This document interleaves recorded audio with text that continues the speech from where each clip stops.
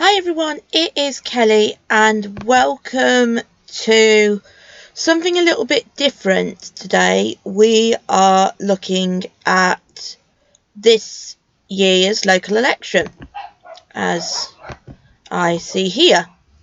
So what I'm going to do is boot that up for you guys and just let it load. So a lot of people, when I've been looking on like local newspapers, responding in social media, are very much saying, I'm not going to vote because this is just going to be the same, it's not going to affect me, etc, etc. What I'm going to explain in this video today is that this council election is very much shuffle, very much change, and therefore it's very much the case that your vote could shape it even more. So, during this video, which you guys are watching now, I'm going to be discussing the parties that are standing in this year's local election, including the breakdown, what our current council is made up of, this year's movers and shakers, so this is people that are changing party or changing ward that are currently in the council, and some hypothetical models of results that could occur on May 4th, and then we're just going to wrap that up with what you guys need to do to be able to vote on that day. So, before we start, gone a bit too far there. There we go. You're going to need to understand some words and phrasing. So these are things I'm going to be saying a lot throughout the particular talk. So, firstly, a ward. So a ward is an area that an elected councillor will be required to represent. So this could be a set of streets within the town centre. It could be a village in the borough.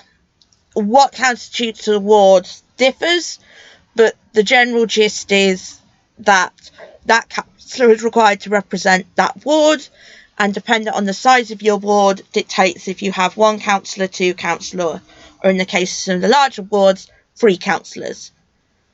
Safe seats. We will mention this briefly when we discuss about the change of wards. So this is a ward or constituency, depending on if you're looking at local or general elections. Locals, it's wards, general, it's constituency. Where a party, regardless of party, it's just a party in this case, may put forward a candidate who's new to the area to help them gain numbers in their favour. For example, there was rumours in the last general election that Boris Johnson was going to be put into Melton as an MP because Melton is deemed a safe seat by the Conservative Party, because that's basically the only party we voted for since general elections have been a thing. If I remember correctly, the only party that gave them a run for their money was UKIP in the 2015 election. Tactical voting. We're going to be going into this one in a lot more detail later on in the talk.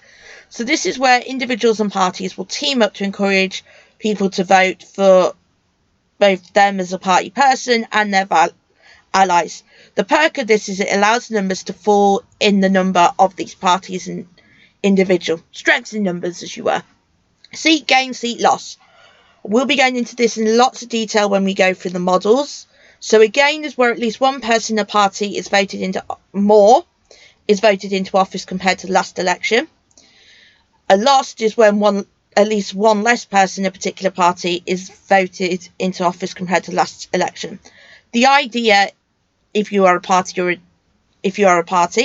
is that you want to gain lots of seats. You don't want to lose lots of seats, and ideally you either want to gain a seat, which is have more people on the thing, or hold a seat, which is you have that same person stay.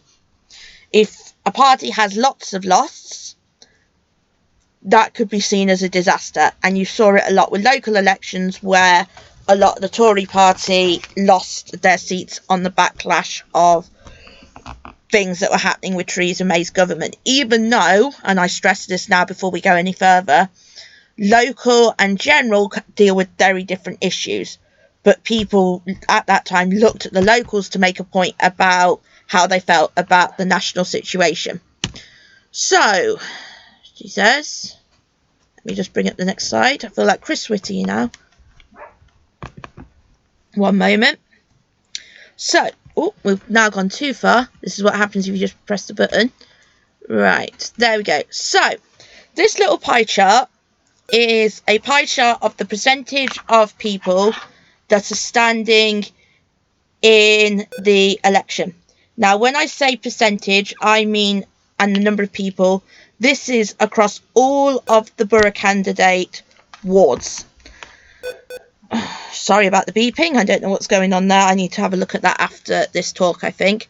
So, what you've got here on the percentages of candidates standing across all the wards, I'm now going to give you the numbers. So these numbers are courtesy of both the Melton Times and Tim Parker, who is the political reporter for BBC Leicester.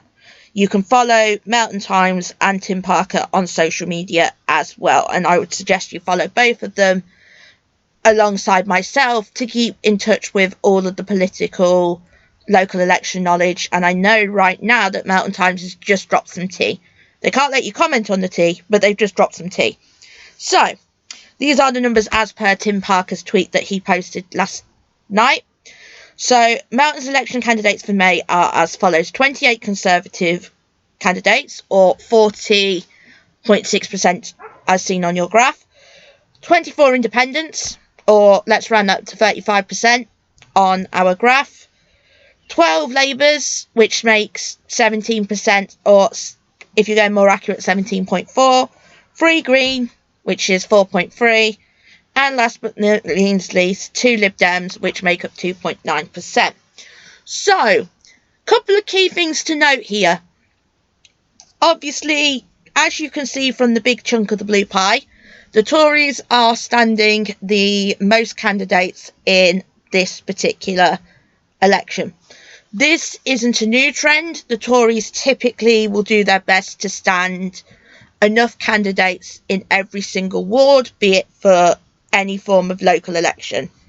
For borough and for county councillor, they will always ensure, typically, unless something goes really awry, to have enough candidates for that particular ward. Labour, in theory, should be the second most popular party, and that's typically what's happened in previous years, with the Lib Dems and the Greens coming behind those. However, where it gets a bit spicy in 2023 is this nice big wodge of black. So, what's happened in previous years typically is your independents will kind of fall within the same size of pie as your Greens and your Lib Dems. And in previous years, it will be your Labour and your Tories tending to fight it out, and maybe a little bit more of a Lib Dem split. This number here is an incredibly high number of independents. And actually, if you looked at Tim Parker's tweet, Tony Rowe, who also is a political correspondent for BBC East Midlands, has made a point of the rise of independents. And this is a point that I particularly want to bring up now as we discuss in this video. There are a lot of independents in Melton, almost as many as your Tories as well, and they've now overtaken Labour as the party, so to speak, that are thing. Well, I say party in this case, however, independents are not tied to any particular party. So when I say the independent party throughout this is the group of independents. They're not tied to a specific party like your Labours, your Tories, your Greens and your Lib Dems. Now, what we'll be discussing in a minute is this independent and how it's consisting of current councillors and new people that are wanting to go into the council. So, with that in mind, let's look at our current Melton BC makeup. So, our Tories are in blue, our independent councillors are in black, our opposition is in pink. Now, the opposition, when I say this, is the website on the Melton Borough Council that merely deems them as opposition, as opposed to the independent group, this independent group. One thing you'll notice on the Melton Borough Council website is they do not break down the specific opposition parties, which makes my job explaining these videos and researching them for you guys a little bit difficult. But this is the current makeup of the council so far. So as you can see, the Tories have got a very, very big majority, swarming over the independents and the opposition. And actually, if you stack the opposition and the independents on top of each other, there would still be a good 5-10 Tories ahead of them. So because the Tories have had a very big majority party. They've been able to play the ball this council, so these last 4 years, whichever way they've seen fit, with potential points brought up by your oppositions and your independents, but generally they've been able to tweak the ball, and with it, all of the decisions that come with it. So, this brings us to the movers and shakers. So, if I flip back up, I give you this nice bit of black here. But Kelly, I hear you cry, why is it black there and not the pink? So these independents here are people that used to be Tory in the last council election.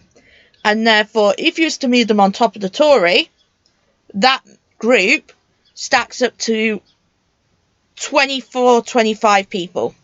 So, as it stands, it's a bigger majority than we've got so far. We now have since then had 5 councillors that are rerunning, however they're not rerunning under the Tory name. These are Simon Lumley, who's previously been on the Q&A when he went for county council election, Peter Faulkner, who is the current one of the 2 current councillors for the Edgerton ward, Margaret Glancy, Pat Cumbers, Lee Higgins. Now all of these 5 people in 2019 all ran under the Conservative Party and as representatives as the Conservative Party. However, for differing reasons and events that have taken place from 2019 to 2023, those 5 people are now standing as independents that are wanting a seat on the council. The next one we go into movers and shakers is change of ward. So I mentioned recently that Peter Faulkner was one of the councillors for Edgerton ward. The other one is Rebecca Smith. She is currently a councillor for Edgerton alongside Peter Faulkner. However, she is now standing in the Melton Newport ward election. Now, there's a couple of reasons for this. Reason number 1 is the safe seat I mentioned earlier. Because of the makeup of Edgerton ward, both Peter and Elaine are standing as independents this year. And Melton Newport are typically a more stronger Tory party compared to Edgerton. They might be seeing Rebecca going there as a safe seat because she's young, got a lot of potential there, etc, etc. Another reason could just be a simple case of she moved. She moved from a place that was in Edgerton to now a place that's in Newport, and therefore, in her eyes, makes more sense for her to stand in an election that she's closer to. It would be like me being in Edgerton if I was moving to Lees, or me standing in Lees ward when I live in Edgerton. So that's the other reason you could potentially look at. So this brings us to election day. So the 4 slides I'm going to show you now are 4 different predictive models that are all based around the 3 biggest groups or parties that are standing in the elections. This being the Tories, this being the Independents, this being Labour. Now these are just 4 scenarios that could happen. As I state at the end of these slides, there could be other scenarios that occur as well. These 4 are just based on the 3 main big groups. So, scenario number 1.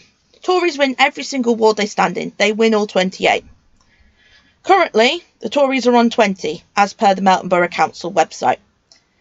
If they won every single seat that they stood in on May 4th, they would be on 28 councillors and they would gain 8 seats.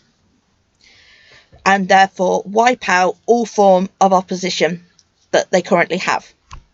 That's something that the Tories would like. This, for the Tories, would basically be best case scenario. Like, if this happened with the Tories, they'd be popping champagne, basically. What the Tories don't want to happen is one of these scenarios. Scenario 2. So the second biggest group after the Tories is the Independents. Right now, the Independents, there's 8 of them, compared to 20 Tories. If every single independent, so every ward had an independent that stood in it and they won, the independents would win 20 out of the 28 seats. So basically, as you see on this graph, the results switch. So instead of the Tories being the majority and the independents being the minority, the independents would now be the majority and the Tories would be the minority, losing a whopping 12 seats in the process. This is something the Tories straight up do not want to happen, because not only would they be losing all those seats, but they would completely lose their majority. That's bad. This is where we also get a bit interesting. So we now look at our third most popular group of candidates, which is Labour. Hypothetically, if Labour was to win every ward they stood in, and all the other wards voted the same way as they did in 2019, whilst Independent would gain 12 seats, and that's lovely, they would not be able to form a majority council alone. Because if you look at my nice little pie chart that I've got below, despite Conservative losing 9 seats, and despite the huge gain that Labour would have, the Tories would still have a majority council if Labour was to do it alone. The only way Labour would have a majority council is if they joined with the Independents, which would then make the Tories the opposition. But if Labour was merely standing on their own, the Tories would still have a majority council because they've had less people this time round standing a seat. It's the old saying, you're in it to win it. You can't win a seat if you're not standing in it, basically. What would realistically happen for Labour, and what would probably be beneficial for Labour, is they win every single seat they contest. The Independents will then win the rest of the seats, and the Greens and Libs will win the remaining.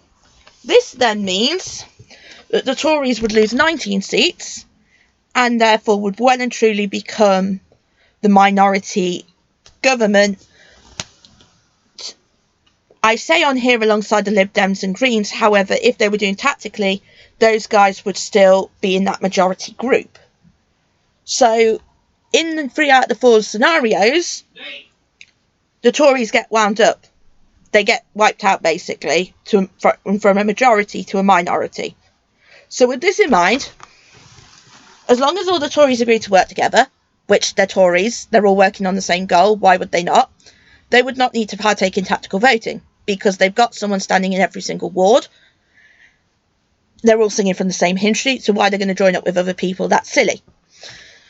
As long as the Independents agree to work together, they would not need to partake in tactical voting because there's such a big group of Independents. However, what the Independents have different from the Tories is the Independents have everything from current Tory councillors that are defected to people that are really, really knocked off with the Tory council and everything in between. So, whilst on paper they could work together, practicality may mean that it's harder for these guys to all be singing from the same hymn sheet as it would for these guys to all be singing from the same hymn sheet. Not saying this is impossible, but it's going to be harder for these guys compared to these guys. Every other party, so your Labours, your Greens and your Lib Dems, must, as a necessity, have a plan that involves tactical voting. Because if they do not have this tactical voting plan, they are not going to get the seats and they're not going to be able to form the majority, as I've just explained to you with the 4 scenarios that and the graphs that come with them. Now, what you might find, and this is where politics gets really spicy, really, really juicy and really, really interesting, and it's why I love it so much, is these guys are probably, potentially, going to be teaming up with these guys. I'm not saying it's going to happen for certain, but if I was in this situation, I would team up with these guys to get these guys out. And vice versa. But, once again, we go back to this one and the singing from the same hymn sheet. If you've got more parties involved, that's more people that to do a tactical vote. That's more people that you've got to have all singing on the same hymn sheet. And ultimately, the reason you have different parties is because different parties offer different things and have different priorities. What's a priority for a Tory isn't necessarily a priority for a Green. And I would argue that what's a priority for a Green isn't a priority for Labour at the moment, which isn't a priority for the Lib Dems. And if you want to get bigger parties, then you throw UKIP and Reform and DUP and SNP in there. But for those 4, we kind of ignore them at the moment because none of them are standing in the local, because Scotland's Scotland and UKIP's kind of, yeah, basically, you know, they're all singing from different hymn sheets, but the parties, so Greens, Labour and Lib Dems, would have to have a plan that involves tactical voting to be able to wipe these guys out. So basing that in mind, the Tories are kind of in a really good position at the moment as far as their candidates standing in. But whereas they've been able to potentially walk it in previous years, these guys are now putting the pressure on because of how many people are standing here. So, with that in mind, where do you guys come in? So, the 4 scenarios are given, with the ones that I've just mainly came up. There are, as I put in brackets, potentially a lot more scenarios. What you notice with all of them is that how you vote really affects the council makeup and who becomes the majority council, who becomes the opposition. So if you like the way your council's work running, so the council under the Tory party, you could vote Tory in your ward, wipe out your opposition, make it stronger, so there's less opposition to take things in mind to be able to enact your plans. If you don't like the way the Tories are going, you can turn around at the ballot box, vote for someone who's not Tory, and say, I don't like what you're doing, I want a new face to represent me, and that new face makes up your council. I emphasise this "not" in big capital letters because ultimately this council's job is to represent you and to make decisions that benefit you and the people that you live with, work with, study with, etc., etc. So that's why you should vote. This is what you need to do to be able to vote. So, step 1. Register to vote if you haven't already done so. So, if you've moved, you need to register to vote. Students, bear in mind you're going to need to register your home address and your study address if you haven't already done so. Step 2. Make sure you have a form of photo ID. I've shared links already for the voter authority certificate, and I just shared a link yesterday for those of you aged 18 to 24 about getting your citizen's card. Voter authority certificate obviously grants you for the election.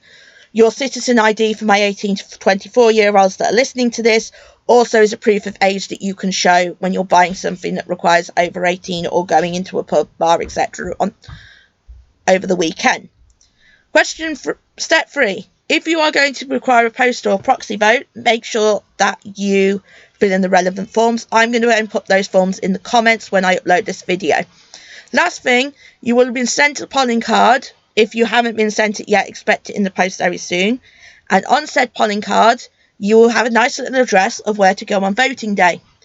Please make sure, from personal experience, that you read that address. Because if you was to take West Avenue, for example, the street, because of the size of it, actually has 2 different polling stations. So half of the street votes on one polling station. The other half of the street votes on the other polling station. And as somebody who turned up to the wrong polling station and then had to walk to the right polling station, do not make the same mistake that I did. Make sure, read that polling card, make a note, Google Maps it if you're new to the area and you're not % sure. So, thank you for watching my lovely little video explanation today.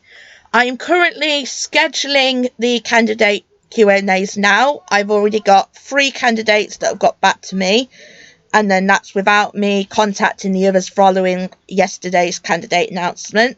So keep an eye on my Melton socials because I will be dropping those Q&A dates very soon, as well as the actual streams of the Q&A. If you've got any questions in the meantime that you would like me to ask the candidates, feel free to DM the socials and or send an email to thisismymelton, all lowercase, @gmail.com, and I will put those forward to the candidates. Thank you so much for watching, and good afternoon.